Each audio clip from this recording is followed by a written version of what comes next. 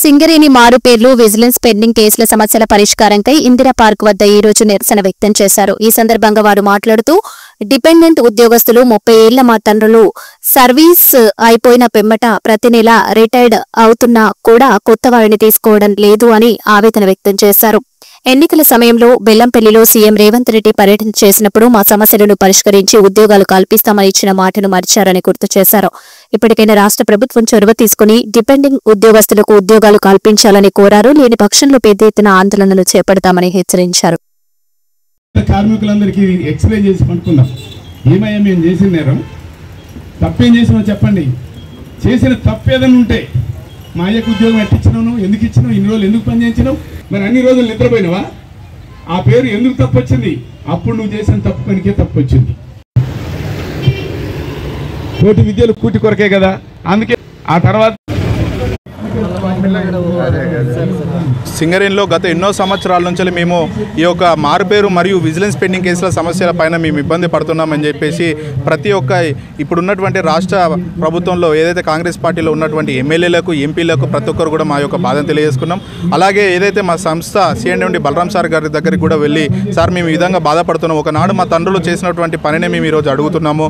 ఆ రోజు బాయిలకు దిగి ఎవరు కూడా పని చేయనటువంటి రోజులల్లో వీళ్ళు మాత్రమే దిగి ఆ రోజు మీరు ఎంతో కూలీ ఇస్తానంటే 20 రూపాయల చొప్పున 30 రూపాయల చొప్పున అని ఆ రోజు భయపడి లోపల చావుకు భయపడి ఆ ఒక చీకటికి భయపడి ఎవరు కూడా పని చేయని రోజులల్లో మీరు మాత్రమే ఆ రోజు వీళ్ళు లోపలికి వెళ్ళి చచ్చిపోయినా పర్వాలేదని చెప్పేసి, ఎందుకంటే సంబంధించిన ఊర్లలోకి వెళ్ళి వచ్చి ఆ ఇంటి పేరు అడిగితే ఆ ఇంటి పేరు వాళ్ళు ఇక్కడ లేరని చెప్పేసి చెప్పినటువంటి గొప్ప ఘనత ఈరోజు సింగరేణి సంస్థగా ఈరోజు మీరు తెలియజేసుకుంటున్నారు. సార్ దయచేసి ఆ రోజు మీరు ఆ విధంగానే మా తల్లిదండ్రులను ఏదైతే మా తండ్రి లోపలికి వెళ్తే బతుకోడో అన్న రోజున ఇంటి పేరు మార్చిందే మీరు, మళ్ళీ ఈరోజు అదే ఇంటి పేరుతో ఆయన 30 సంవత్సరాలు ఏదైతే పాస్పోర్ట్ పెట్టుకొని అక్కడికి వస్తే ఆధార్ కార్డు ఈ రోజులలో వచ్చింది. ఆ రోజులలో ఆధార్ కార్డు ఎక్కడిది సార్, వాళ్ళు ఏదైతే పేరు మీరు ఇంటి పేరు చెప్పిల్లో పలానా ఎల్లయ్య పుల్లయ్య అని అంటే గదే ఎల్లయ్య పుల్లయ్య అని చెప్పేసి ఎల్లయ్య వచ్చినవంటే ఎల్లయ్య వచ్చిన అని చెప్పేసి బాయిలో దిగేది మీరు చెప్పినటువంటి పని చేసేది. ఇవాళ వాళ్ళు మీరు చెప్పింది చేసిందే తప్పైందా సార్? 30 సంవత్సరాలు పనిచేసి మెడికల్ అన్ఫిట్ అయిపోయి ఇవాళ వాళ్ళు దరఖాస్తు మాకు మేము పెట్టుకుంటే మమ్మల్ని 30 తిప్పలు పెట్టి ఇప్పుడు దగ్గర 6 సంవత్సరాలు 7 సంవత్సరాలు మా యొక్క వయసులో అయిపోతున్నాయి.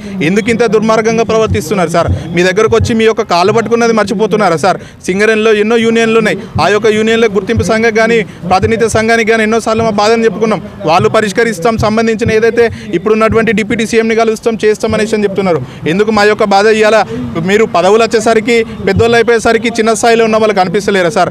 దయచేసి ఈరోజు ఏదైతే మే 16 తారీఖున మేము ఏదైతే ముందుగానే చెప్పినామో మా సమస్యను మీరు పరిష్కరించకపోతే ఇంకా తీవ్రంగా మారుతుందని చెప్పినాం. ఈరోజు అదే వేదికగా ఇందిరా పార్క్ ఎంచుకోవడం జరిగింది.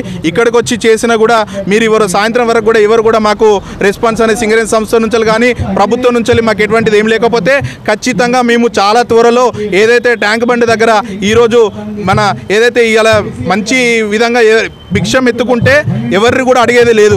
అదేవిధంగా ఈరోజు మా నాన్నలు చేసినటువంటి మీరు చెప్పినటువంటి పనిని మీరు మమ్మల్ని ఇబ్బంది పెట్టిలు కాబట్టి బిచ్చం ఎత్తుకోవడానికి మేము రెడీ ఉన్నాం. ప్లేటు గ్లాసు పెట్టుకొని ట్యాంక్ బండి దగ్గర మేము బిచ్చం ఎత్తుకుంటాం. దాన్ని కూడా తందామని చూసేది ఉంటే మేము ఖచ్చితంగా మేము మెడల్ పడతామని కూడా చెప్తున్నాం. ఎందుకనంటే ఎవరి మన అన్నం తినే భోజనాన్ని పక్కకు అనేది ఉంటే వాళ్ళు ఏం చేయాలన్నా బుద్ధి చెప్తారు. మిమ్మల్ని గెలిపించుకున్నాం సార్. దయచేసి మీరంతే మాకు ఇప్పటికి కూడా ప్రేమ ఉంది, మీరంతే మాకు ఇప్పటికి కూడా నమ్మకం ఉంది.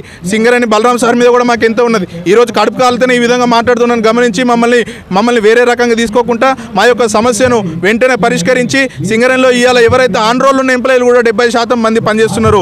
ఇవాళ 70% మంది కూడా రేపు పొద్దున మెడికల్ అన్ఫిట్ అయ్యి ఒకవేళ వాళ్ళ అనారోగ్య పరిస్థితులు దిగిపోతే వాళ్ళ యొక్క పరిస్థితి కూడా ఇదే రోడ్డు పాలవుతుంది.